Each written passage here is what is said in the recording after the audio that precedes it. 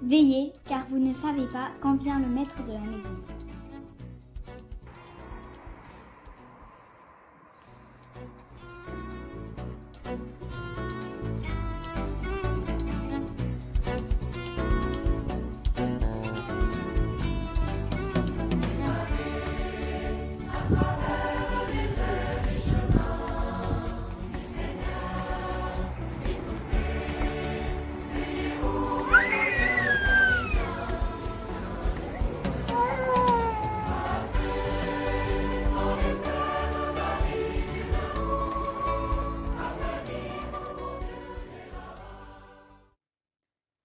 Évangile selon saint Luc.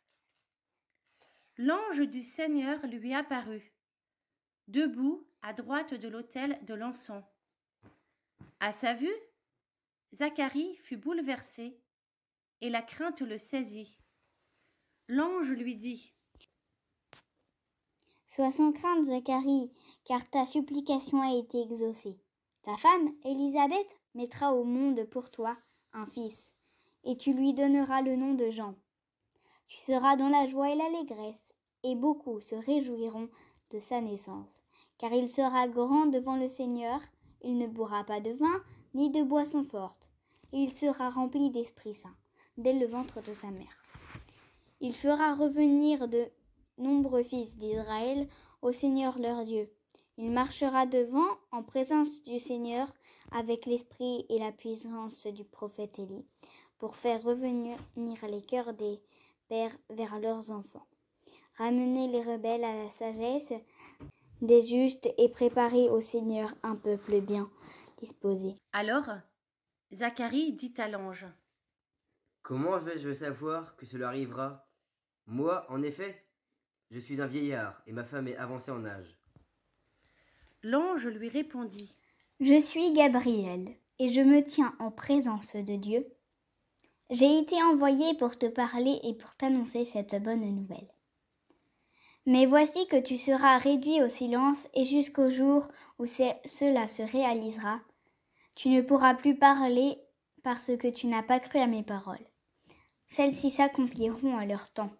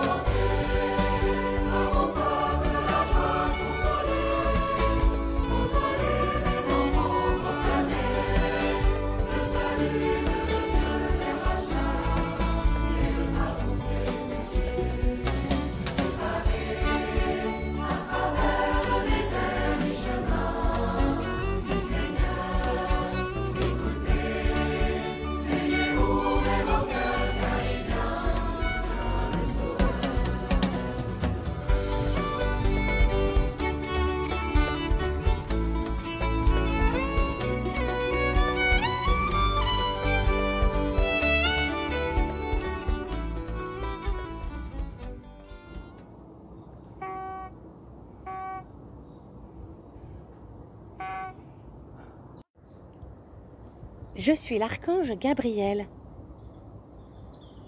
De toute l'armée céleste des anges, c'est moi que Dieu a choisi. Je suis la force de Dieu. Déjà dans l'Ancien Testament, je suis apparu. Mais on me connaît surtout pour le message que j'ai transmis à Zacharie. Et bien sûr, on me connaît pour la belle annonce que j'ai faite à la Sainte Vierge. On dit d'ailleurs que je suis peut-être l'ange gardien de la Vierge Marie. On m'invoque aussi pour avoir une bonne mort. Bon, je dois m'en aller, mais n'oubliez pas, je suis le saint patron des postiers. Alors, si vous avez un message à transmettre, laissez-le-moi. Il sera bien remis.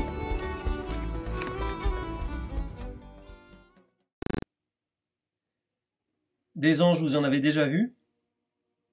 Déjà rencontré? Déjà vu, non, sûrement pas, je ne croirais pas trop. Déjà rencontré, oui. Mais pas des anges avec des petites ailes, comme on vient de le voir sur la vidéo, parce que finalement les anges, ils sont pas comme ça. Les anges, ce sont des messagers. Ils ont à transmettre de la part de Dieu un message pour chacun de nous. Ces messagers, ça peut aussi devenir nous-mêmes vis-à-vis des autres. Nous pouvons transmettre des messages de la part de Dieu à ceux que nous rencontrons dans notre quotidien.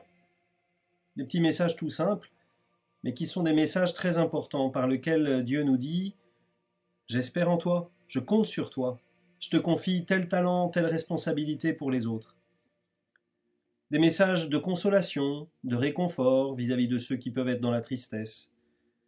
Des messages aussi parfois pour dire « Attention là, ce que tu fais, tu vas dans le mur. C'est pas une bonne porte que tu as ouverte. Referme-la. » Des messages aussi pour éclairer, conseiller, quand on ne sait pas trop quel choix faire, vers où aller. Chacun de nous, nous pouvons donc être les anges des uns des autres, transmettre des messages de la part de Dieu. Mais les anges, c'est aussi des êtres invisibles qui entourent Dieu, qui le louent, qui l'exaltent, qui le chantent en permanence dans l'éternité. Et nous, êtres humains, un jour, nous serons appelés à participer avec eux à la gloire de Dieu. C'est notre espérance. Ça sera la grande joie éternelle, la grande fête du ciel. Parmi ces anges, il y en a un qui est spécialement fait pour toi. On le connaît, c'est notre ange gardien. Le pape Benoît XVI avait une magnifique image pour expliquer ce qu'était qu'un ange gardien.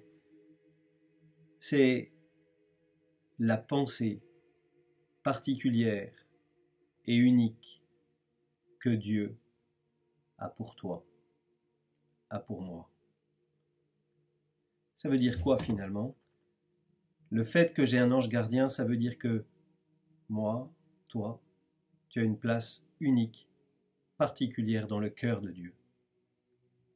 Alors, chantons avec les anges.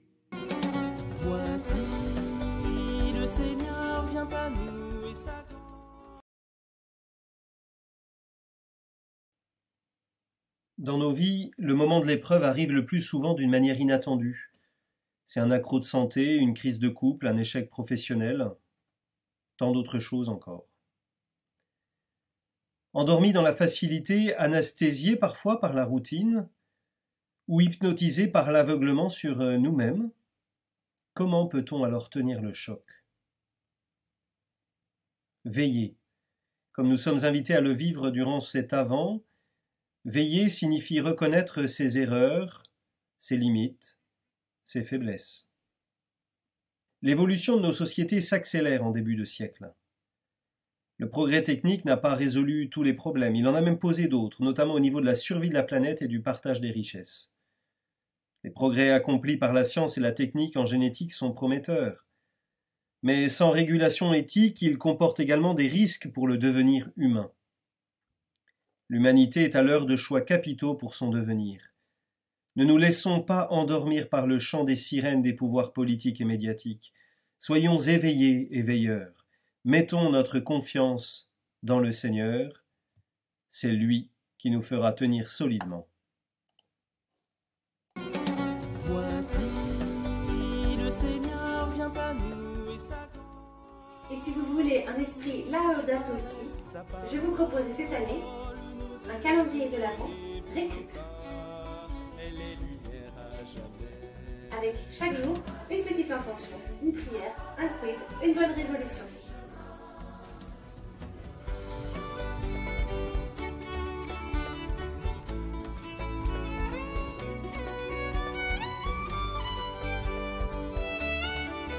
J'ai préparé 24 papiers de 10 cm sur 13 cm.